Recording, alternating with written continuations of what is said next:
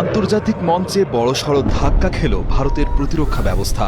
Dubai air শোতে কসরত বা এরিয়াল ডিসপ্লে দেখাতে গিয়ে ক্রাশ করল ভারতীয় বিমান বাহিনীর গর্ব LCA তেজস। আজ দুপুরের এই ঘটনায় স্তম্ভিত গোটা বিশ্ব, যেখানে ভারত তাদের দেশীয় প্রযুক্তির তৈরি এই যুদ্ধবিমানকে বিশ্বের কাছে বিক্রির জন্য শোকেস করতে গিয়েছিল। ঠিক সেখানেই হাজার হাজার দর্শকের সামনে এই ভয়াবহ দুর্ঘটনা নিঃসন্দেহে ভারতের জন্য একটি লজ্জার কারণ হয়ে দাঁড়িয়েছে। ঘড়ির কাঁটায় তখন স্থানীয় সময় দুপুর 2:10। দুবাই এয়ার শো এর শেষ দিনে আকাশে নিজের শক্তি প্রদর্শন করছিল হ্যাল এর তৈরি তেজস মার্ক 1 যুদ্ধবিমানটি। এভিয়েশন সাংবাদিক অঙ্গদ সিং এর তোলা ছবি এবং ভাইরাল হওয়া ভিডিওতে দেখা যায় বিমানটি একটি অত্যন্ত জটিল লো অল্টিটিউড ম্যানুভার বা মাটির খুব কাছ দিয়ে ওড়ার কসরত দেখাচ্ছিল।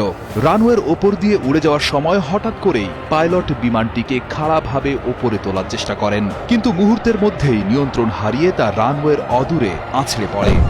ভিডিও ফুটেজ বিশ্লেষণে দেখা গেছে বিমানটি মাটিতে পড়ার ঠিক আগ মুহূর্তেও পাইলট নিয়ন্ত্রণ ফিরে পাওয়ার আপ্রাণ চেষ্টা করেছিলেন, কিন্তু তা সম্ভব হয়নি। ক্র্যাশের সাথে সাথেই বিকট শব্দে বিস্ফোরণ ঘটে এবং ঘটনাস্থল থেকে কালো ধোঁয়ার কুণ্ডলী আকাশের দিকে উঠতে দেখা যায়। দুর্ঘটনার ভয়াবহতায় এয়ার শো দেখতে আসা দর্শকদের মধ্যে চরম আতঙ্ক ছড়িয়ে পড়ে।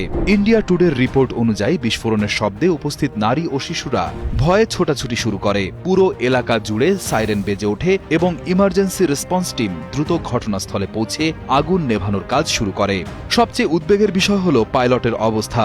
এনডিটিভির বিশ্লেষণে বলা হয়েছে, ভাইরাল হওয়া ভিডিওতে ইজেকশনের বা প্যারাশুটের কোনো স্পষ্ট দৃশ্য দেখা যায়নি, অর্থাৎ পাইলট বিমান থেকে নিরাপদে বেরিয়ে আসতে পেরেছেন কিনা এ নিয়ে এখনও গভীর ধোঁয়াশা এবং আশঙ্কার সৃষ্টি হয়েছে। তবে স্বস্তির খবর হলো বিমানটি দর্শকদের গ্যালারি থেকে বেশ কিছুটা দূরে ফাঁকা জায়গায় বিধ্বস্ত হওয়ায় সাধারণ মানুষের কোনো ক্ষতি হয়নি। এই দুর্ঘটনার টাইমিং বা সময়টা ভারতের জন্য অত্যন্ত দুর্ভাগ্যজনক এবং কিছুটা লজ্জাজনকও বটে। ঠিক গতকালই সোশ্যাল মিডিয়ায় তেজস বিমান থেকে তেল লিক হওয়ার কিছু ভিডিও ছড়িয়ে পড়েছিল।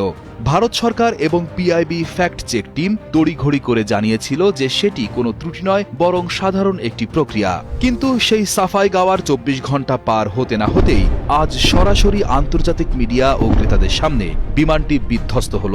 আন্তর্জাতিক এয়ার শো মূলত এমন একটি জায়গা যেখানে দেশগুলো তাদের সামরিক শক্তি এবং প্রযুক্তির বিজ্ঞাপন দেয়। সেখানে তেজসের মতো একটি ফ্ল্যাগশিপ প্রজেক্ট, যাকে ভারত, আর্জেন্টিনা, মিশর এবং ফিলিপাইনের মতো দেশের কাছে বিক্রি করার চেষ্টা করছে, তার এই দশা নিঃসন্দেহে ভারতের মেড ইন ইন্ডিয়া এবং প্রতিরক্ষা রপ্তানি স্বপ্নে বড় আঘাত। এটি তেজস বিমানের ইতিহাসে দ্বিতীয় দুর্ঘটনা।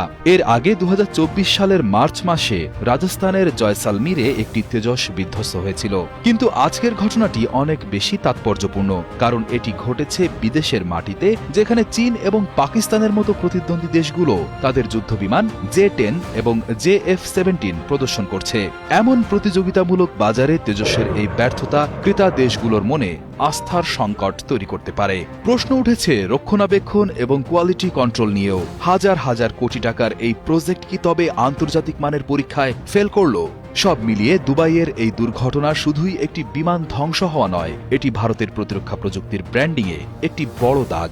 এখন দেখার বিষয় ভারতীয় বিমান বাহিনী এবং হ্যাল এই বিপর্যয় কাটিয়ে কিভাবে তদন্ত রিপোর্ট পেশ করে এবং আন্তর্জাতিক মহলে হারানো বিশ্বাস ফেরাতে কী পদক্ষেপ নেয়।